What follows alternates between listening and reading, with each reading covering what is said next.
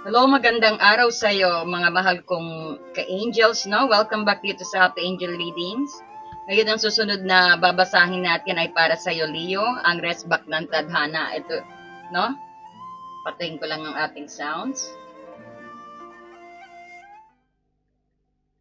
So, aalamin natin, no?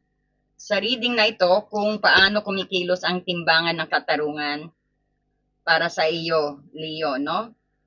So, titignan natin kung paano binabalik ng universe ang karma sa mga taong nananakit, nagtataksil, at naging inggitero sa iyong liwanag at tagumpay. So, mula sa iyong ex-partner, wad na kaibigan hanggang sa pamilya o kamag-anak at kung paano ka makakabawi. Kung paano ka babawi at muling maghahari ngayon ng kabanatang ito, no? So, kukuha tayo ng animal spirit. Gagamit tayo ng animal spirit po, no? Para lubusan natin maintindihan at kung ano ang mensahe niya regarding sa iyong sitwasyon, Leo. Pa-support naman po ang Happy Angel Readings. Kung bago ka po sa ating channel, wag, don't forget to tap na rin ang notifications bell at we do always live po para malaman nyo kung kailan kami magla-live. At pa-support na rin po by liking, sharing our video at pati na rin po i-hype nyo po sa inyong mga cellphone. No, malaki pong tulong yan to keep Happy Angels going. Ayan. Marami pong salamat sa patuloy ninyong suporta. Cross watchers also welcome. Para kay Leo, no? You have the Scrub Beetle Spirit. So, titingnan natin mamaya kung anong mensahe niya. My magic works through you. Ayan, ang reward sa iyo ng universe. Magic works through you daw.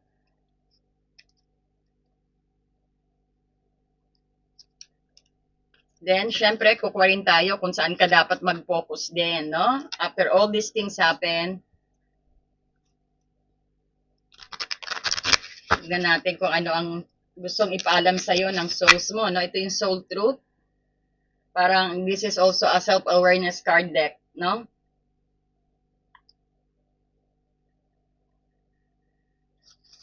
Pa tayong isa, yun, tumabog na siya. What passion am I ready to pursue?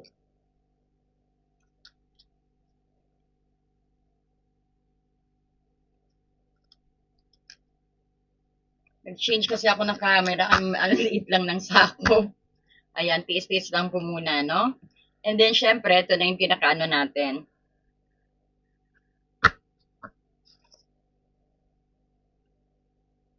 Ito na, titignan natin ang kung sino-sino at kung ano ang ginawa nila sa'yo, makikita din natin, no?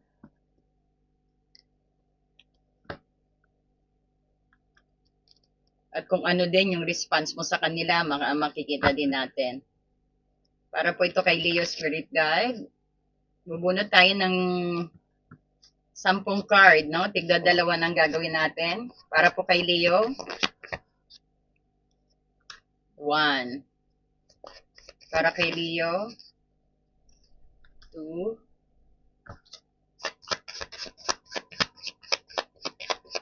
Sana napanood nyo na rin po yung ating mga pick a card at ang ating timeless. Marami po tayong timeless na reading na makakatulong po na magkaroon kayo ng enlightenment din.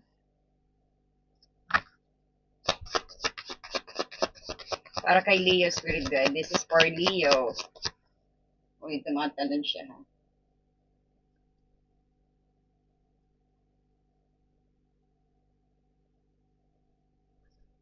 So, ba tayong isa? Star.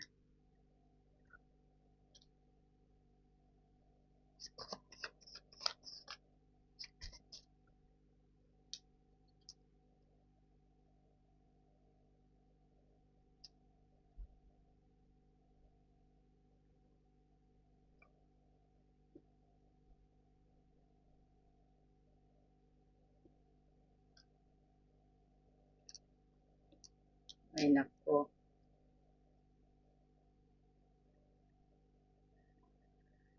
Kasi clarify natin siya. One more, please.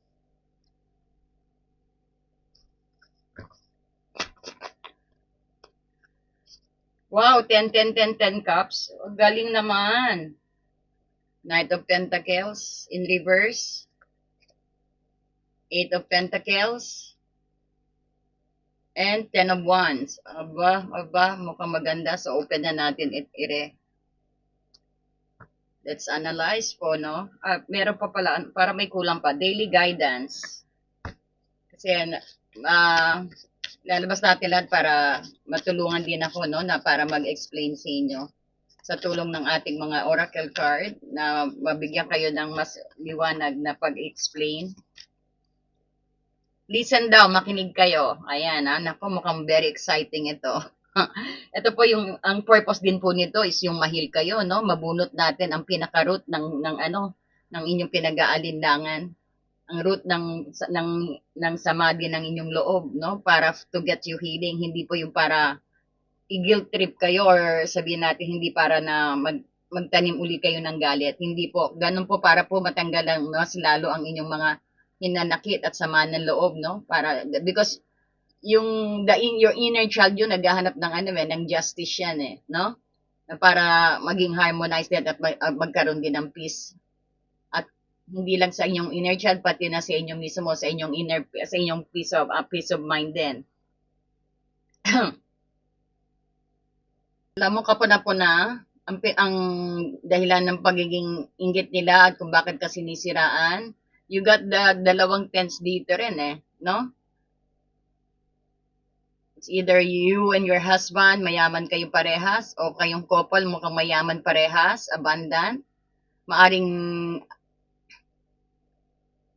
sabihin natin, mayaman ka at masaya pang iyong pamilya. Yan, isa rin yan yung parang sa family status mo rin yata siguro, no, kung bakit sila naiinggit. Pero hindi nila alam, no, yung mga ginagawa ni Riz, nagkukos na ng hirap sa'yo, no? Naapektuhan ka rin. So, Leo, ang rest back ng tadhana sa'yo, sabihin natin, nagsisimula tayo sa 7 of Cups dito, no? Itong 7 of Cups. Itong 7 of Cups.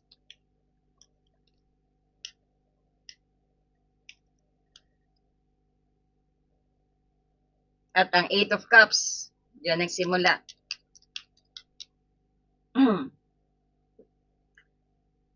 So, ang kombinasyong ito ay nagpapakita na parang sabihin din natin panahon na kung kailan napalibutan ka ng labis na illusions din. So, ito rin yung sabihin natin maling pag-asa at mental paralysis, no? So, maaring pinaniwala ka sa mga pangako na wala namang katotohanan din. Dahilan para din maramdaman mo na trap ka at wala kang pwedeng takbuhan dito. So, ang 8 of Swords kasi, ang 8 of Swords ito yung pakiramdam na nakatali sa iyong mga kamay at nakapikit ang iyong mga mata habang ang mga taong nakapaligid sa iyo ay patuloy na naglalaro sa iyong isipan. Yan din natatakot ka rin ng confrontations, parang wala kang believe sa iyong sarili rin dito sa 8 of Swords. No? Parang nagtatamang hinala ka rin sa kanila. Maari rin yan, no? Yan yung marami naglalaro sa utak mo, no? Pero nakita mo ang 10 of Pentacles at ang 10 of Cups dito. Bakit kanila target? Dahil sa iyong likas na 10 of Pentacles, as I said earlier, taglay mo ang napakalakas din, bukod sa kaninang meaning din, yung parang taglay mo din yung parang napakalakas na potential para sa ultimate and emotional at financial abundance. Kumbaga, ikaw yung tipong tao na kayang magdala ng swerte. Kaya ka kinainggitan. Baka lagi kang nananalo sa loto, no, Leo? bawat may raffle sa department store, lagi kang nananalo, tapos kasama mga kaibigan mo. So, nakukuha, parang makita mo yung inggit nila. Halimbawa lang po yun, no? Nakita natin, dahilan din is napakasaya mo at kakaya mo rin na kumbaga kasaganahan din kasi ito sa pamilya o anumang bahay na iyong apakan, very swerte ka, no? You have the luck, parang ganon. So ang iyong liwanag dito is sabihin natin loyalty at kakayahang magbuo ng magandang kinabukasan. Ang mismong kinainggitan nila sa iyo, no? So, gusto nilang makuha ang iyong abundance nang hindi pinaghihirapan ang loyalty at pagmamahal na ibinibigay mo na, no? Sa Wheel of Fortune naman, andito ang Knight of Pentacles at Wheel of Fortune in reverse. So, sino ang mga nananakit sa'yo? Nakita natin, ex-partner na rin siguro ito. Isang, sabihin natin, isang tamad na tao. Meron akong, I could feel na may tamad dito na, may tamad. May tamad tayong nakikita na medyo middle age. It could be also Taurus, Capricorn, Virgo energy, earth sign. Hindi ko sinasabi lahat, no? Maybe the energy is ganyan. Tamad, medyo lazy, walang pagtsatsaga rin, no? May iba pa pong meaning yan. Sabihin din natin, ang ex-partner mo, very lazy at opportunistic na ex din. Isang dating nakarelasyon na kinatawan ng Knight of Pentacles in reverse. Maski hindi po siya, earth sign. So, isang tao rin pumasok sa buhay mo nang walang totoong plano. Kasi nga siguro, kampante siya dahil mayaman ka na. No? Lahat, you have everything.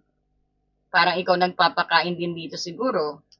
Kakaiba ito sa mga nabasa natin sa nauna, no?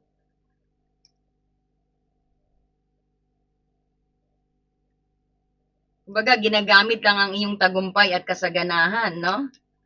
O, kita-kita mo, tamad eh. Kasi nga naman, bakit nga naman? Lahat meron ka na eh. Kaya mo siyang buhayin. Babae ka man o lalaki, no? Kaya mo siyang buhayin dito. Halimbawa, no, ang sitwasyon na nangangako siya ng kasal o magandang kinabukasan para sa katunayan na ikaw ang gumagastos sa lahat ng dates. Kumakarga siya ng kanyang utang o nagpapakain sa kanya habang siya ay walang ginagawa kundi ang magbigay ng dahilan. Ayan pa siguro bibigyan mo pa pati pamilya. No? Buhat mo pa pati pamilya niya. Parang ganong style po, no? Sa family naman at relatives, kumbaga, entitled traditionalist ang sinasabi natin dito eh. Mga kamag-anak na inaakalang obligasyon mong buhayin sila o ibigay ang lahat ng kagustuhan nila dahil lang sa ikaw ay mas nakakaangat o mas masipag o mas may kaya, no? Halimbawa rito ang sitwasyon natin, hihingi ng tulong pang pinansyal para sa isang emergency. Ngunit kapag nalaman nilang nagtira ka para sa sarili mo o naglagay ka ng boundary, ikaw pa ang sasabihan nilang madamot. Walang utang na loob at masamang anak o kapatid. Ganyan pa ang sasabihin nila sa'yo, no? Minsan pa, pag ng utang, hindi pa babayaran. Magkamag-anak naman tayo, okay na yan. Insan naman kita eh. Parang gano'n. Ayan. And then, syempre, dito rin papasok ang mga fake friends mo, no? Andyan yung, or it's either mga associate. Mayroon ditong na parang the jealous sabotager, no? Sinasabotage ka. Mga taong nagpapanggap na masaya sa yung mga tagumpay, pero sa likod mo ay gumagawa ng paraan para pigilan ang pag-ikot ng iyong wheel of fortune. You know, yung mga nainggit, mga insecure yan eh, no? Because, tsaka mga walang magawang tao, no?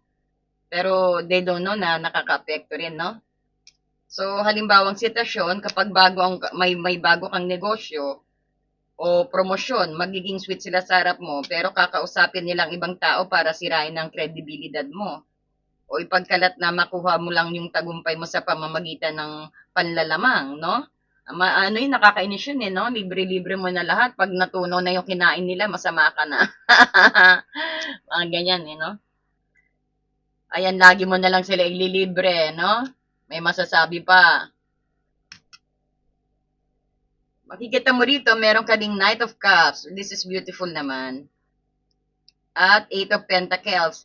Ang karma resback, ito yung karma at ang resback mo sa kanila at ang Knight of Cups at Eight of Pentacles, no? Habang sila ay nananatiling tamad, no? At naka-stuck sila sa kanilang sariling inggit, ikaw ay patuloy na nagsusumikap at nagpapakadalubhasa sa iyong kasanayan, no? Ayan, the Eight of Pentacles, no? Mastery. Dahil syempre sa iyong dedication, ang universe ay nagpadala ngayon ng isang tunay at tapat at emotional na nakalaan na uugnayan. ang Knight of Cups. Maaring may dumating na bago kung sino naghahanap sa inyo, kung sino single, o sabihin natin, ang mga taong naglindang sa iyo, yung parang mapipilit ang panoorin kang minamahal ka ng tama at umaangat sa buhay. Dahil sa iyong sariling pawis at sipag, no? Hindi lang syempre yun sa baka din kinagigiliwan ka sa kinagigiliwan ka sa trabaho ng boss mo, o may nagkakagusto sa sa work, no? Napapansin nila yan siguro. So, kaya naiinggit sila. Nai-insecure din, no? So, talagang mga inggitera yung mga nasa espasyo mo, Leo. Meron ka ring the Star and the Ten of Wands dito. Bumagsak ang Ten of Wands, no? Kumbaga, ito yung sabihin natin, ang Ten of Wands sa kanila, bumagsak ang Ten of Wands sa kanila at umakyat sa Star. So, ang lahat ng mabibigat na pasanin, utang at emotional na bagahe na sinusubukan nilang ipapasa sa iyo, ay napabalik na sa kanila, no? So, ibibigay ng tadhana ang nararapat na timbang ng karma para sa kanila.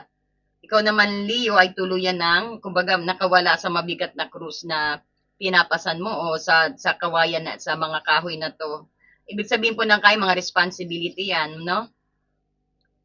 Kumbaga, Leo, tuluyan ng nakawala ka sa bigat nga ng mga kahoy na yan na sabihin natin na pinupusan mo para sa ibang tao.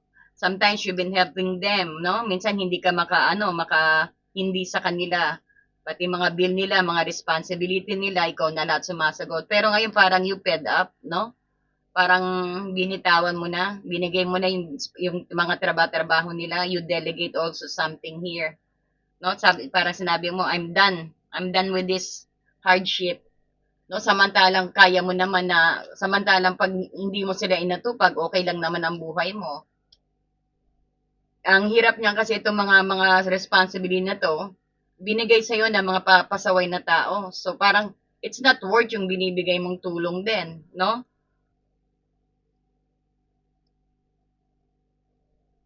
So ibibigay ng tadhana ang nararapat na timbang ng karma para sa kanila, no? Ikaw naman, Leo, tuluyan ng nakawala sa mabigat nga na krus at tuluyan ng nakawala sa mabigat na krus na pinupusan, na parang pinapasan para sa mga pasaway na tao. So, nagniningning ka na umuli bilang parang bilang star dito. So, isang simbolo ng pag-asa, kasikatan at divine healing yan, no?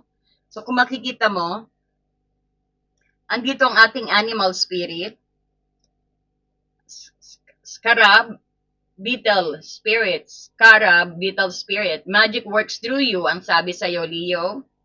So, the magic yields miracle. Always remember that. So, ang Scarab's Beetle Spirit ay nagpapaalala sa'yo na mula sa putik at sa pinakamadilim na sitwasyon, nakakalikha ka ng ginto, which is true, no? Kasi makita dito, hindi ka naghihirap eh. But because of your hard work, kaya yan ang kinaiingitan sa'yo eh, yung status ko ng buhay mo rin. Tsaka lagi kang swerte. Parang everything you touch turns to gold, no? So, totoo itong sinasabi ng animal spirit sa'yo, nakakalikha ka ng ginto. So, ang mga pagsubok at paninira ng ex, pamilya at huwad na kaibigan ay ginamit ng universe bilang pataba upang lumabas ang tunay mong magic. No? May mga himalang dumarating sa iyong buhay na hindi kayang harangan ng kahit sinong tao na nagtangka sa iyo. No? So, what is your soul want you to know? Ayan yung what passion. At sabi dito, what passion am I ready to pursue? So, basahin natin to. Your passion will continually lead you to your purpose. What passions have you put to the side, given up on, or buried? What passion is ready to come alive with you? Marami ka palang mga passions pang pinalampas na tinago mo muna, no? Parang sinasabi ng iyong soul, marami kang passions na tinatago, ilabas mo na, you are now ready to make it alive, no? Pagganahin mo na, ibig sabihin. So, ang sabi rito, write a list of, gumawa po kayo ng journal, ng isang notebook, write a list of the passion to which you want to give life right now, no? Then, journal how you can incorporate more of what you are passionate about into your daily life. So, trust your soul whispering and let your passion draw you towards your dream life. Dahil yung passion na yan, parang yan din sabihin natin, may masihigit pa rito sa Ten of Cups at Ten of Pentacles daw, no? Ayan yung pag ano mo, yung pag-reach sa yung dream life din, no? So, sabihin din natin, ang mga taong nawala sa buhay mo ay hindi rin nawalan ng halaga sa'yo, no? Ang sila yung nawalan ng access sa isang napakagandang kaluluwa, sa isang very beautiful soul na ikaw. Ibig sabihin din, ang sakit na ibinigay nila ay paraan ng paraan ng tadhana, pero protektahan ka ng para maprotektahan ka ng mas malaking aberya. Kumbaga, i-guide ka, mas i-protektahan ka sa more big na huge na trouble na parating, no? So, what passion am I ready to pursue rin? Handa ka na bang ituloy ang yung tunay na malikhaing hangarin din ang sinasabi rin dito? Isa pa example, negosyo o personal na pangarap na matagal mo nang isinantabi. Dahil sa pag-alaga at pagbuhat sa ibang tao, no? Ng mga problema ng ibang tao, sobrang pagtulong din sa ibang tao. Lahat ng sobra po, bawal, no? Inabot ka na ng 10 of Wands, talagang pinasa mo na eh. Talagang pinasan mo siguro buong pamilya eh. No? Hindi naman masama tumulong, pero nakita natin hirap ka oh.